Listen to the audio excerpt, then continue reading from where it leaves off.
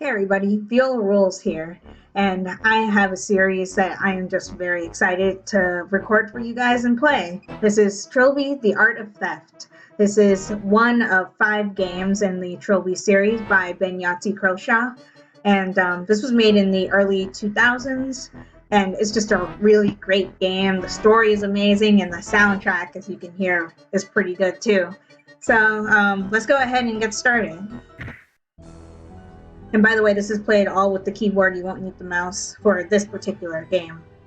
Chappaqua City, 1991. They call it the city of stolen dreams. It's the city that your parents warned you about. It's the city where money is the only thing that matters, where the rich live high above the streets and the poor pick through their trash. In England, I was strictly small time, picking rusty locks in ancient manor houses. It wasn't enough for me, so I came here to America with only one idea on my mind: to become the greatest thief in the world, to seek other people's fortunes. I have been mentored by some of the best criminal minds of their time. I have honed my skills to their absolute peak. In the homeland of the idle rich, I will show them just how powerless they are, because no lock, no bar, no guard can keep me from going where I want to go. My name is Trilby. This is a series that I absolutely love, and I'm just so excited. The rent on this place is fantastic, probably because we're smack in the middle of the rough end of town. I suppose you could call it a hideout. I prefer to think of it as a workshop. And you can press enter to skip the text, or it'll just progress naturally if you wait long enough, like that. I have an interesting job planned for tonight, but I want to get a little warm up in first. I missed out on some sleep to listen to the World Service, and I don't think the copies have kicked in yet. Anyway, let's start with the basics. Use the left and right cursor keys to creep. Okay. To skip the tutorial, press up to go through the door. It's highly recommended that you go through the tutorial if this is your first time playing the game. By the way, this is my first time playing the game. I know of it because I watched gameplay of it years ago when it first came out and everybody was playing it on YouTube, but I'm going to play through the tutorial so you know how the game works. At the end of this corridor, I've set up a camera and a simple computer interface to show whether the camera can see me or not. Currently, I'm in low light and am completely invisible. The green tick on the screen denotes that the camera can't see me. Right, so green, you're clean. Red, you're probably dead, I guess. I don't really remember what happens if you get caught. Now I'm in medium light. The camera can currently see me, but I can use stealth tactics. If I find myself against a wall, cameras and guards won't see me. So yeah, you just want to press X once and Trilby will hug the wall, just like that. I sometimes make the mistake of holding down X, and if you do that, he just repeatedly hugs and unhugs the wall. So let's move forward. I moved into full light now, so the camera will always see me, even when I'm flat against the wall. As a general rule of thumb, in the field, it will be the same when dealing with cameras and human guards. I'm invisible in low light and wall hugging in medium light.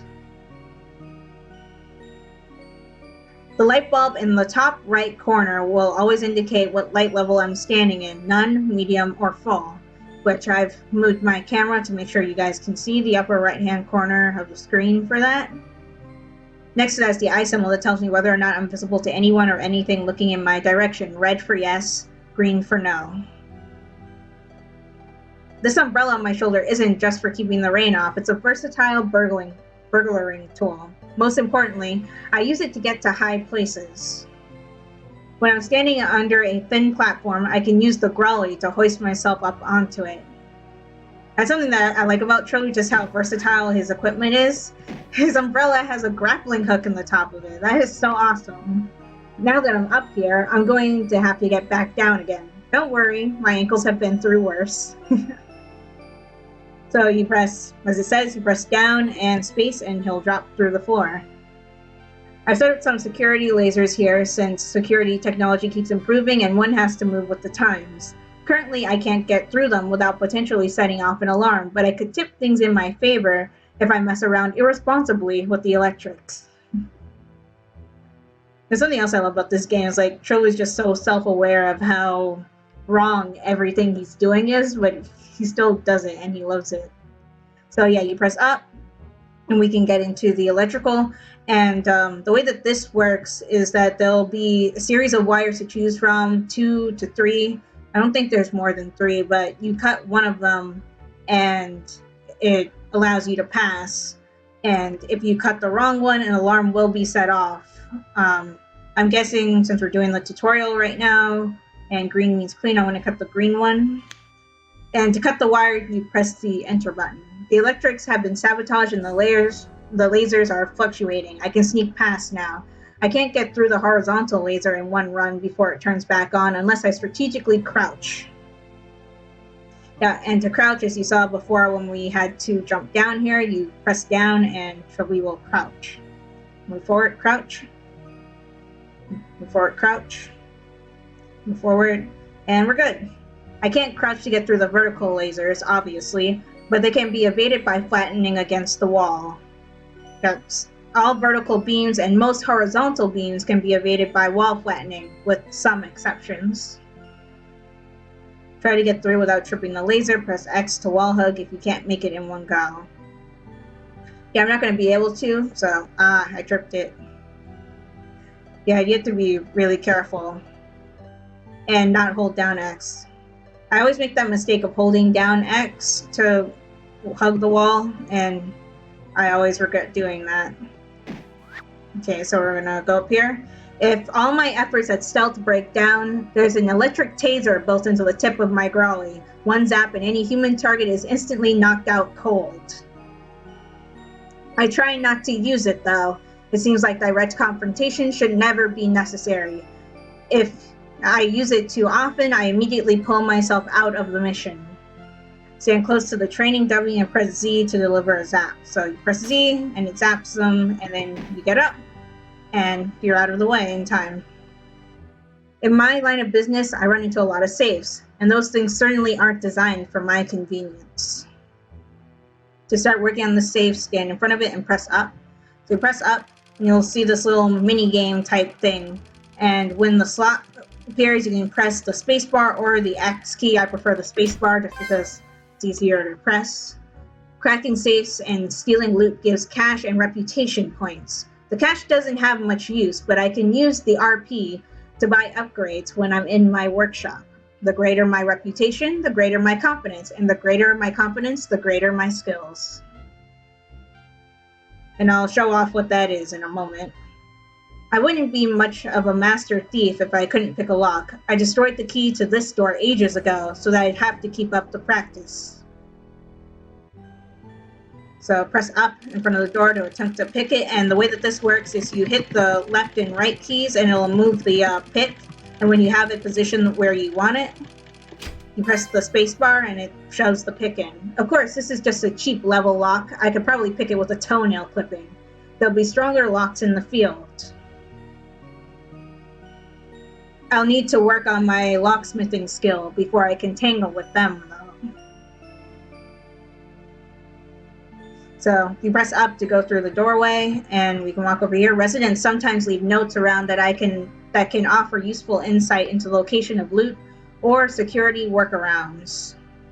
Yeah, this is something that's important. You press up in front of a note, and you can read it. This one just tells you information about the game, who made it, and who the music is by. The music is by Mark Lovegrove. Absolutely love the music in this, by the way.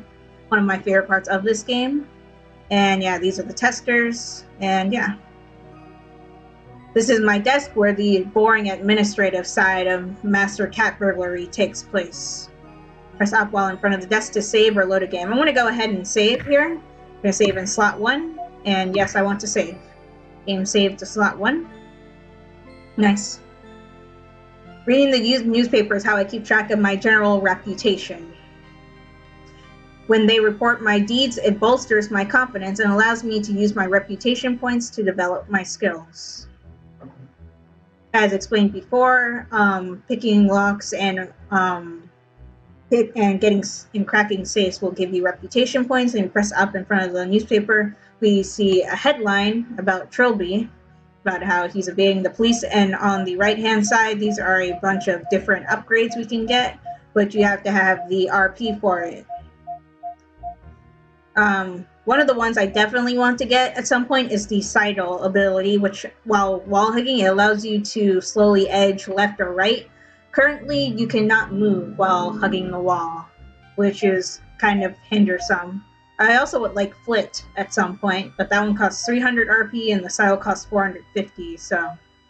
And I'll go over the RP thing a little bit more when we get to it.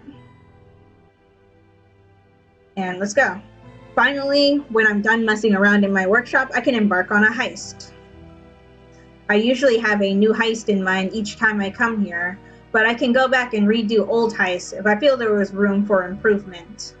That's something else I like about this game a lot is, say you do a level and you don't like how you did on it, you can go back and redo it, or you can just try different strategies. But let's go. So, heist number 1, Protocorp Secure Records Facility. Raid the safe and steal $200 in blackmail material. It is an idiom very close to my heart, that pride comes before a fall. Dominic Peralta, the wealthy young CEO of the fantastically amoral Protocorp, is a very proud man, long overdue for his plummet. So much so I've decided to engineer it. Peralta keeps a secure records facility on the outskirts of the business district, and rumor has it he keeps something very interesting in the safe there. I won't know how interesting until I steal it, but the safe will suffice for our main objective. Whatever it contains, there should be plenty of other interesting secrets and tidbits lying around to make this worthwhile.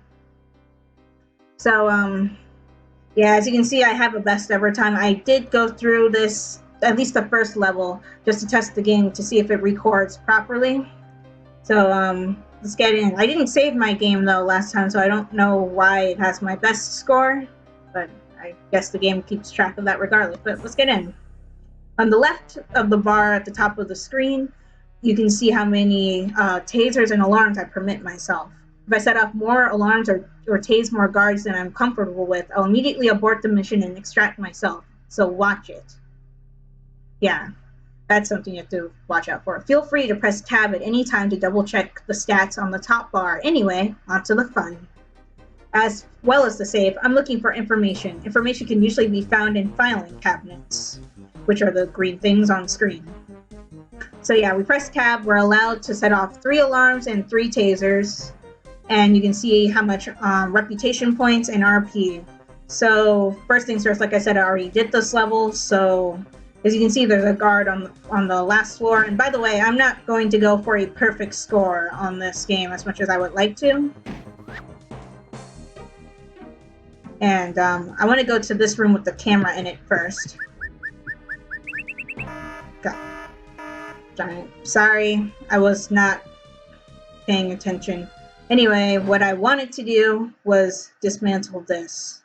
And unlike the tutorial where it was the green wire, it's the red wire here. And I gained 30 reputation points, and let me check this.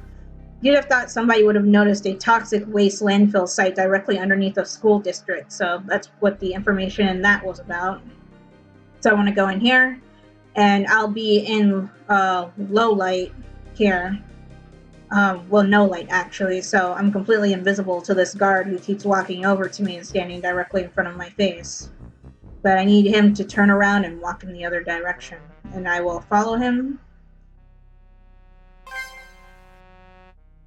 Okay, hug the wall, wait for him to walk back. And as soon as he passes, and then I want to immediately go up. Yeah, as you saw the guard at the very end of the hall there, he noticed movement from me jumping up. Actually, for a second, hang on a second. I want to go down, actually. I dismantled the camera in here so I can go and get what's ever in here. And sorry, I skipped over that, but I think that filing cabinet held information about people being in bed with people that they're not supposed to be in bed with. But yeah, that guard saw me jump up, but since I'm in no light, I'm invisible. So he's just like, huh, what was that? Oh, the fatigue of the night shift must be getting to me. So I want to sneak... Oops. Yeah, this one has a flashing light, so I need to know the pattern for it. I believe it flashes 3 times before stopping fully. Yeah.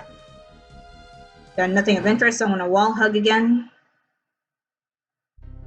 Okay, and go. Nope. Okay. There we go. Got the door open. For some reason, the door to this room isn't locked. You would think they would lock this one too. Nothing of interest. And here we have the safe that we were going for the main objective. Ha ha ha. Oh, Dominic, you dark horse. That's the objective complete. Return to your point of entry. I have enough loot? I have more than enough loot. I have 265. Okay. So let's focus on getting back down. I wish I hadn't set off that alarm, and you'll see why in a moment. So I want to jump down here and immediately hug the wall because of this guy over here, and I need him to turn back around. I'm not going to exit through the bottom floor. You have to be careful because Trilby actually walks faster than the guards themselves. So I want to go over here and go down, and we're out. And here we get our time for the loot, the alarms we set off, and the tasers. And I get a B rank, which is what I got last time. I did a little bit better on my time this time, though. So that's awesome.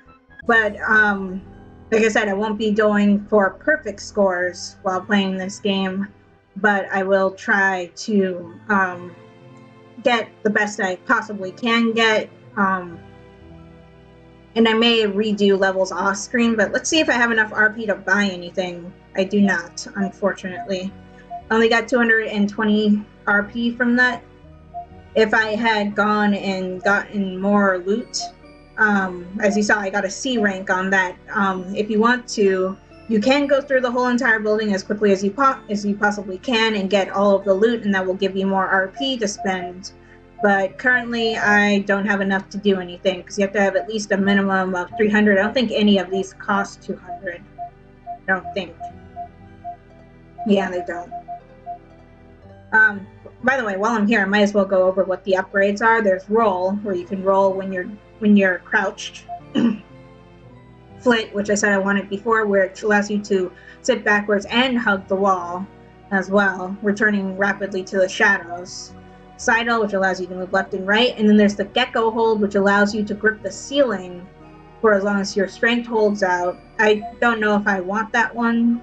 Trigger rust, which gives you a temporary speed boost. Bargain hunter, which increases the value of all loot by 25%. So if you're going for good loot rating at the end of the level, you might want to get that one. Sadist allows more tasers permission. Like I said, I want to try not to tase if possible. Lower standards allows more alarms permission. I might get that one, depends on how I feel. Level 2 locksmith I definitely want to get. Cracksman makes safe cracking become easier. I definitely want that one as well. Electrician lowers the possibility of fouling up while tampering with wiring. I also want that one as well. Reasonable doubt increases the delay between being spotted by a human enemy and them becoming alerted. Yeah, that's something that can happen. Like with the camera, it saw me. If I had stealth in time, it would have just continued on by itself, but unfortunately my hand was not in position to press the X key. Into shadow, only visible in full light, so low light won't trigger anything. Forgetfulness, numbers of alarms tripped during a heist decreases over time. So I don't think I'll need that one. Also, it's kind of one of the more expensive ones. So yeah. I think I'll do one more level before calling it quits, but for right now, let me save real quick. Okay, let me just make sure that that's saved. No, it did. Okay, so let's do one more level and then call it for this episode. Steal $400 worth of art. Perota is one of those people who really makes this job a pleasure. Turns out he's fastidious enough to account for all his income, even the less than legal bits. He's been skimming off profit he has no claim to for years and laundering it by buying fine art. I could use some conversation pieces to brighten up the workshop. His collection is currently being displayed at Chappaqua City Art Gallery. It's a fairly old, small building, but there was recently a cash injection from the council and some new security measures were installed, which should make things more interesting. I'm not after any pieces in particular, but I should keep in mind that the best bits will be the hardest to get hold of. So let's go ahead and get in. So here's where the lasers come into play, and yep, Trilby starts off in the bottom left corner again. What? So, oh god. What? I did not see that. Darn it. I did not see that guard. Yeah, once triggered, the guard won't do anything anymore. He'll just stand there and cower. Alright, I did not see that guard, or that you could see me from all the way over there. So yeah, this is gonna be a little bit tricky. I don't think that upper, well, yeah, the upper one does come low enough that, how in the world? No, I'm gonna go up, hug the wall.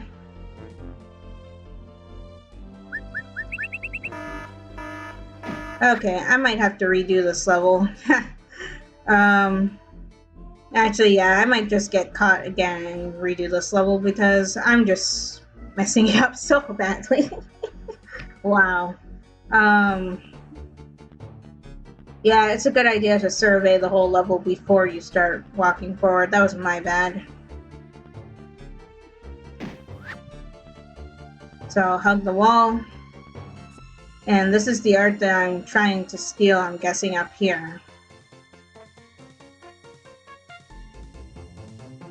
Where's the electrical box? Oh, I see it. How in the world are you supposed to... Oh, I think I see how you're supposed to get it, but I don't have the roll ability because I didn't get enough. I think you're supposed to come to this level with the roll ability. They expect you to have it because I see a couple of places where you can use the roll ability, and I didn't get enough reputation points to get that. Let me hug the wall and hide, and also avoid the laser. Oh boy. Yeah, I'm gonna do really badly on time for this one. Okay. Oh, I'm allowed a total of 4 alarms off. The 0 counts. Okay. Okay.